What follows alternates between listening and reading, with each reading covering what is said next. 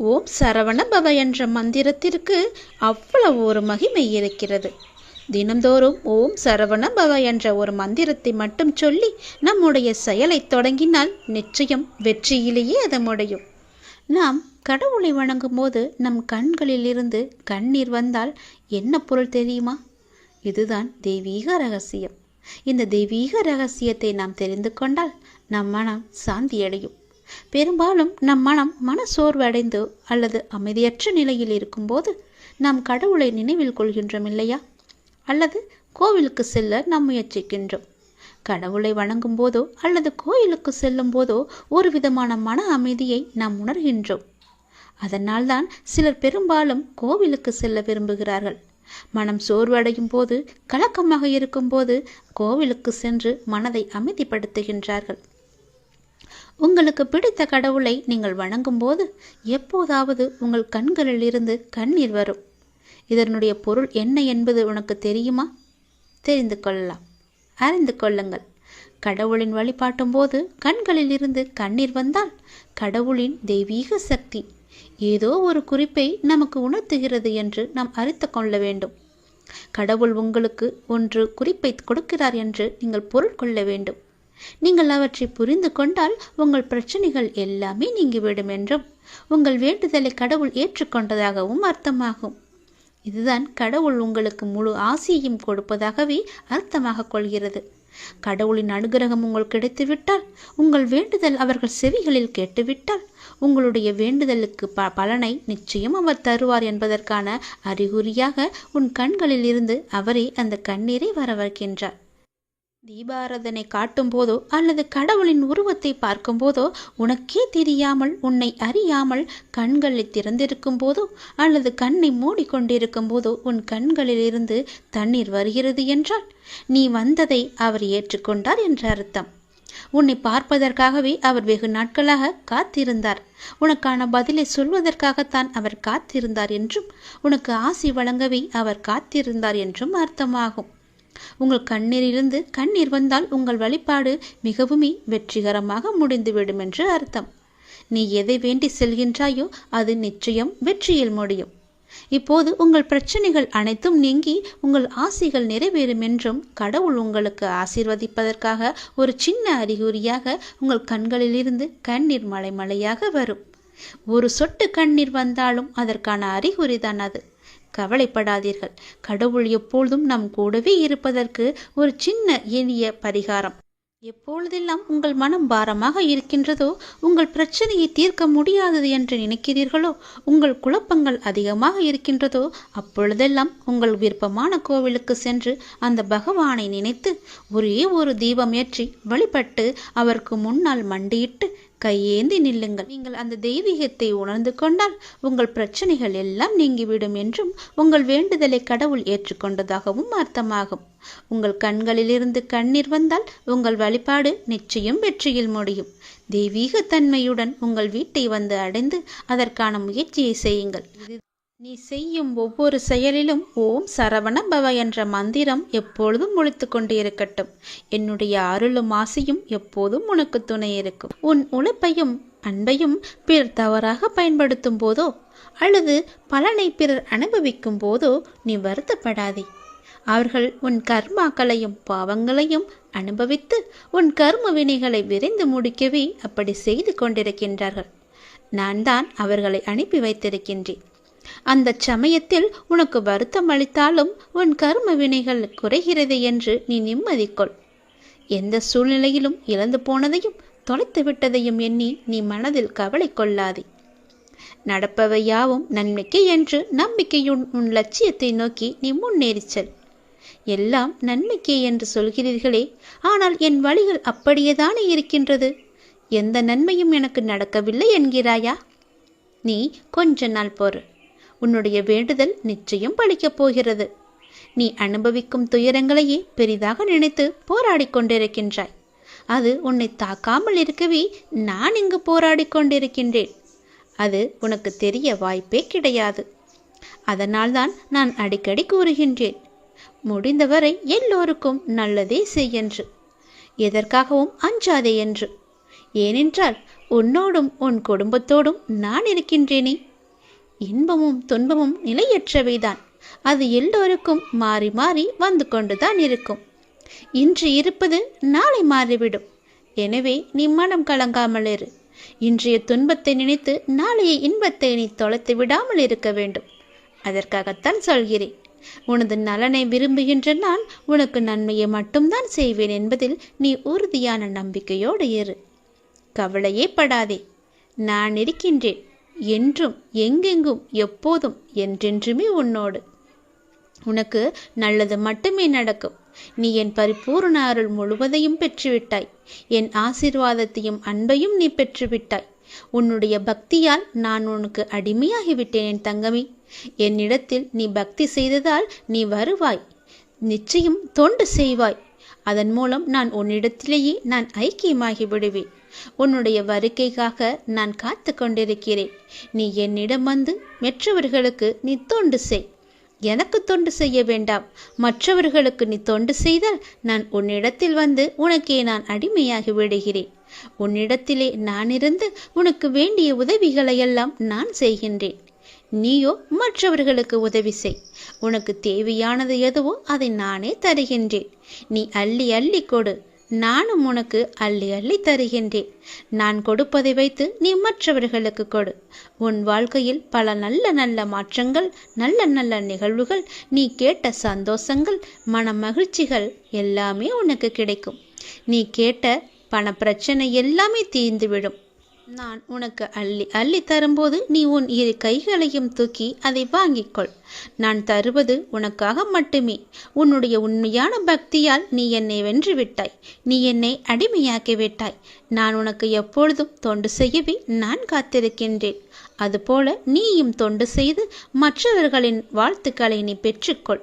அதன் மூலம் உன் வாழ்க்கை மிக சிறப்பாகவே மாறும். நான் உன் நல்ல எண்ணத்தில் தான் நான் வைத்திருக்கின்றேன். அதுபோலவே நீயும் செய். உன்னையும் எல்லோரும் போற்றுவார்கள். நன்றாக இருப்பாய் நீ.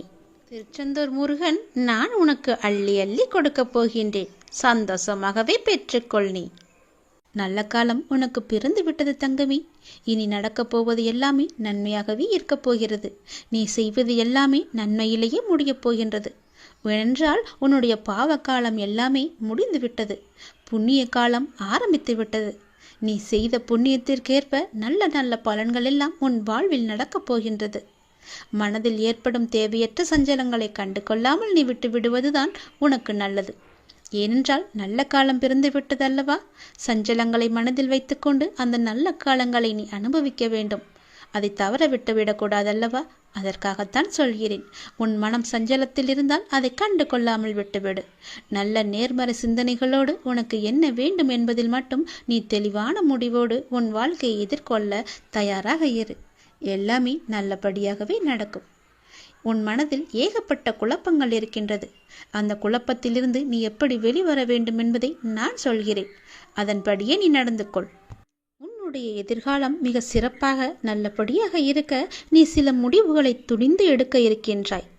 அதனால் உனக்கு நன்மை நடக்குமா நடக்காதா என்ற குழப்பத்திலும் நீ இருக்கின்றாய். கவலையப்படாதே. நீ எடுத்த முடிவு சரியானது. எனவே நீ எடுத்த முடிவை பற்றி கவலைப்படக்கூடாது. இனி அதில் சில பயணங்கள் வரப்போகின்றது. பல பல மாற்றங்கள் வரப்போகிறது. அது உன் வாழ்வில் நல்லதாகவே நடக்கப் போகிறது. எல்லாம் உனக்கு நன்மையே செய்யும். அதனால் அதை பற்றி குழப்பாமல் மனதை போட்டு வருத்தி கொள்ளாமல் நீ எப்போதும் என்னுடைய நாமத்தை மட்டும் உச்சரித்து கொண்டே இரு. அது உன்னை எல்லா ஆபத்திலிருந்தும் காத்துவிடும். கலங்காதே.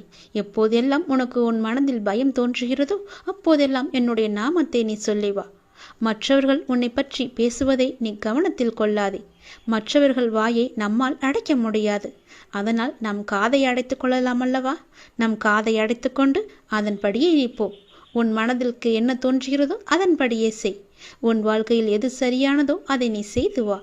நான் இருக்கின்றேன் உனக்கு. உனக்கு நல்லது நடக்க நான் அமைத்து தருகிறேன் எல்லாவற்றையும் உனக்கு சாதகமாக. உன்னுடைய மன வருத்தம் மாறும். சில அற்புத நிகழ்வுகள் அடுத்தடுத்து உன் வாழ்வில் நடக்கப் போகின்றது. நான் உன்னை ஒருபோதும் கைவிட மாட்டேன். நீ கேட்டவற்றை உனக்கு நான் கிடைக்கச் செய்வேன். நன்மையும் தீமையும் மாறி மாறி வந்து கொண்டுதான் இருக்கும். இதுதான் எல்லோருக்குமான வாழ்க்கை. என்னை வணங்கும் உனக்கு தீமையின் தாக்கத்தை குறைத்து நன்மைகள் அதிகம் நடக்கும்படியாக உன் வாழ்வை இப்போது நான் நடத்தி கொண்டிருக்கின்றேன். வாழ்வின் நல்ல மாற்றங்கள் நினைத்து பார்த்திராத அற்புதமான மாற்றங்களாக அது நடக்க இருக்கின்றது. அந்த நல்ல மாற்றங்கள் நடந்து நீ மகிழ்ச்சியாக இருக்க வேண்டி என்ன நிகழ்வுகள் நடக்க வேண்டுமோ அதுவே உன் வாழ்வில் நடக்கப் போகிறது. இனி எல்லாமே உன்னுடைய நன்மைக்காக மட்டுமே நடக்கப் போகிறது. நீ எதை தேடி என்னிடம் வந்தாயோ, உன் எதிர்காலம் சிறப்பாக இருக்க வேண்டும் என்று என்னிடம் கண்ணீர் விட்டு அழுதாயோ, அது நல்லபடியாகவே மாற்றி அமைத்து தருகிறேன். உன் எதிர்காலம் மிக சிறப்பாகவே இருக்கப் போகிறது. இப்போது நீ எடுத்திருக்கும் முடிவு உன்னுக்கும் உன் வாழ்க்கைக்கும் உன் குடும்பத்திற்கும் மிக சரியானது. அதன் வழியே நீ போ. உன் வாழ்வில் பல நல்ல மாற்றங்களை நான் அமைத்து தருகிறேன். தைரியமாகவே இரு. உன்னுடைய வாழ்க்கையை புதியதொரு வாழ்க்கையாக மாற்றி அமைத்து நான் உனக்கு தரப்போகின்றேன். புதியதொரு வாழ்க்கையை நீ வாழப்போகின்றாய். உனக்காகவே நான் அதை உருவாக்கியிருக்கின்றேன். அதில் உன்னை வழிநடத்தி செல்பவனும் நானே. தடை ஏதுமில்லை உனக்கு. உன்னை வழிநடத்தி சென்று கொண்டிருப்பவன் நான் தான் என்பதை நம்பி முன்னேறி கொண்டே இரு. தயங்காமல் நீ முன்னேற வேண்டும். அப்போதுதான் நான் உனக்கான சரியான பாதையை அமைத்து தர முடியும். உன் வாழ்வில் சிக்கலான சவாலான விஷயங்களுக்கு இப்போது நீ விடை காணப் போகின்றாய். நீண்ட நாட்கள் அதற்கு விடை கிடைக்காமல் இருந்தது அல்லவா? இப்போது அதற்கு விடை கிடைக்கப் போகிறது. உனக்கு ஆலோசனை தருவதற்கும் சரியான மனிதர்கள் இல்லாமல் இருக்கின்றாய் அல்லவா? அது இப்பொழுது உனக்கு சரியான நபர்களிடமிருந்து சரியான ஆலோசனை வந்து சவாலான விஷயங்களை எல்லாம் எதிர்கொண்டு அதற்கு விடை கண்டு அதில் நீ வெல்லப் போகின்றாய். தைரியமாக இரு. உனக்கு நான் இருக்கின்றேன். நானே கூட அந்த ரூபத்தில் வரலாம். உனக்கு எல்லா உதவிகளையும் நானே செய்கின்றேன். உன்னை நான் அனுப்பியிருக்கும் நபர் கூட உனக்கு உதவிகள் செய்வதற்காகத்தான் உன்னை நோக்கி வந்து கொண்டிருக்கின்றார். அவரை நீ அலட்சியம் செய்யாதே. அது நானாக கூட இருக்கலாம் அல்லவா? உனக்கு உதவிகள் நிச்சயம் வந்து சேரும். அதுவும் உனக்கு சரியான நேரத்தில் வந்து சேரும். உனக்கான சரியான தீர்வை சரியான நபர்கள் மூலம் உன்னிடம் நான் கொண்டு வந்து சேர்ப்பேன். உனக்கு நல்லது மட்டுமே நடக்கும். உனக்கு நல்ல தீர்வை நான் வழங்குகின்றேன். நீ முகமலரும் நிகழ்வொன்று நடக்கப் போகின்றது. கண்ணீர்தான் வற்றி விட்டதே, அழுது அழுது என்று கவலையோடு இருந்தையல்லவா? இனி புன்னகை மலையில் நீ நனையப் போகின்றாய். நீ அழுவது இந்த வாழ்க்கையில் சாத்தியம் என்றால் நீ மகிழ்ச்சியாக இருக்கப் போவதும் சாத்தியமே. இதுவும் சத்தியமே. நான் இருக்கிறேன். நீ பயமின்றி இரு. நான் உன்னை பலமுறை என் ஆலயத்திற்கு வா, ஒரே ஒரு முறை வந்து என்னை பார்த்துவிட்டு போயென்று பலமுறை நான் உன்னிடம் கூறிவிட்டேன். நீயோ வருவதற்கான ஏற்பாடுகளையெல்லாம் செய்தாய். ஏதோ ஒரு வகையில் அது தடுத்து கொண்டே போனதல்லவா? இனி அது நடக்காது. இந்த வருடம் நீ என்னை வந்து கண்டிப்பாகவே பார்க்கப் போகின்றாய். என்னை தரிசித்து விட வேண்டும் என்ற உன் தீராத ஆசை நிறைவேறப் போகிறது. நிச்சயம் அது நிறைவேறும். நீ என்னிடம் பிரார்த்தித்தபடியே நான் உனக்கு விரைவாகவே தரிசனம் தரப்போகிறேன். நீயே என்னை வந்து கண் குளிர பார்க்கப் போகின்றாய். நின்று நிதானமாக பார்த்து கண்ணீர் விட்டு கதறப் போகின்றாய். நான் உன்னை பார்த்து விட்டேன் அப்பா என்ற மகிழ்ச்சியில் நீ துள்ளி குதிக்கப் போகின்றாய். நல்லவர்கள் கஷ்டப்படுவார்கள், கெட்டவர்கள் சந்தோஷமாக இருக்கிறார்கள் என்று நீ வருத்தாதே. எல்லாம் கர்ம வினையே காரணம். உன் கர்மாக்கள் எல்லாம் முடிந்து விட்டன. அதனால்தான் இந்த வருடம் நீ என்னை காண வரப்போகின்றாய். கர்மாவை இத்தனை நாட்கள் உன்னை வரவிடாமல் தடுத்து நிறுத்தியது. அதனால் எல்லா கர்மாக்களையும் சென்ற வருடத்தோடு நான் உனக்கு முடித்து விட்டேன். இனி உன் வாழ்வில் நல்லது மட்டுமே நடக்கப் போகின்றது. அதற்கான சிறந்த அறிகுறியாக நீ என்னை வந்து தரிசிக்கப் போகிறாய். நான் உனக்கு ஆசிகள் வழங்கப் போகிறேன். என் அன்பும் ஆசியும் ஆசீர்வாதம் எப்பொழுதுமே உனக்கு இருக்கப் போகிறது. நிலையான வருமானத்தை நான் உனக்கு தரப்போகின்றேன்.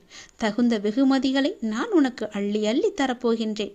எல்லாவற்றிற்கும் காலம் வரும்போது அந்த கடவுள் உனக்கு பதில் சொல்வார் என்று சொன்னேன் அல்லவா? அது இதுதான். உன்னுடைய வாழ்வில் ஒரு அதிசயம் நடக்கப் போகின்றது. 2 மாதத்திற்கு பிறகு உன் வாழ்க்கை அடியோடு மாறப்போகிறது.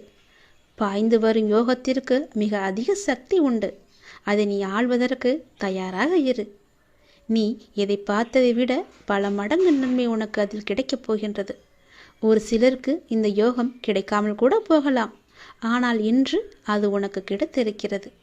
அது கிடைக்காமல் போன அவர்களுக்கும் இன்னும் நேரம் வரவில்லை என்று அர்த்தம். ஆனால் அவர்களுக்கும் ஒரு நாள் நிச்சயமாக இந்த யோகம் வரும். இப்போது அந்த யோகம் உனக்கு கிடைத்திருக்கிறது.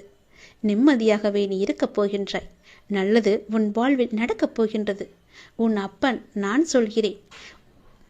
நீ இழந்தது எதுவென்று எனக்கு தெரியும்.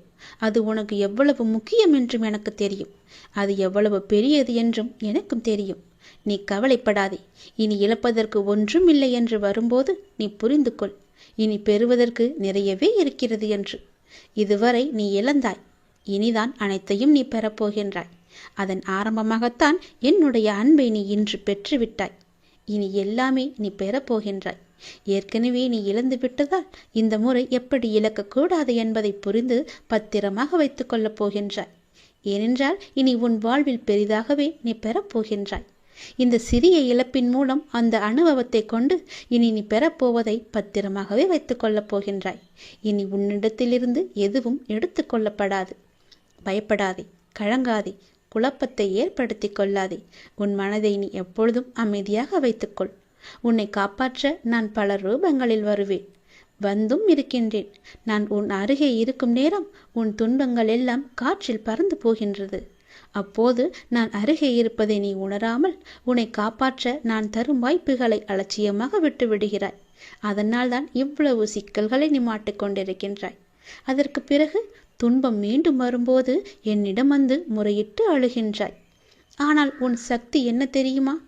நீ எவ்வளவு பெரிய பள்ளத்தில் வீழ்ந்தாலும் மற்றவரை விட வேகமாக எழுந்து மேலே வரக்கூடிய ஆற்றல் கொண்டுள்ளாய்.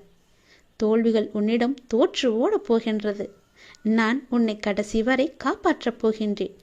என் பிரியமான பிள்ளைக்கு நான் எல்லாவற்றையுமே தரப்போகின்றேன். என் பிள்ளையை காப்பாற்றுவது உன் அப்பாவின் வேலை அல்லவா? நான் காப்பாற்றுகிறேன். நீ பயப்படாதே. எதை பற்றியும் நீ சிந்திக்காதே. பல நேரங்களில் பல ரூபங்களில் நான் உனக்கு ஆறுதலாக வந்து பேசுவது அவ்வப்பொழுது உன் கண்ணீர் துடைக்க மட்டுமல்ல, நான் உன்னோடு இருக்கிறேன் என்ற உண்மையை உனக்கு உணர வைக்கத்தான். மனம் தளர்ந்து போகாமல் வாழ்வின் அடுத்த கட்டம் என்னவென்று பார்த்து அதை நீங்கி பயணிக்க செய். அடுத்த கட்டத்திற்கு நீ சென்று விடு. அதை நான் நகர்த்தி காமிக்கின்றேன். அதை புரிந்து வாழ்வின் அடுத்த கட்டத்திற்கு என்ன எல்லாம் செய்ய வேண்டுமோ அந்த சிந்தனையில் நீ ஈடுபடுத்திக் கொள் உன்னை. அங்கேயே இருந்து கண்ணீர் சிந்தாதே. போனது எல்லாம் போகட்டும். போனது திரும்பி வரவா போகிறது? அதை பல வடிவங்களில் நான் உனக்கு திருப்பி தருகிறேன். வேறொரு ரூபத்தில் அது உன்னை வந்து சேரும்படி நான் அமைத்து காமிக்கின்றேன். நீ முயன்று பார். உன்னால் முடியும். நிச்சயம் உன்னால் மட்டுமே முடியும். உனக்கு நான் துணை இருப்பேன்.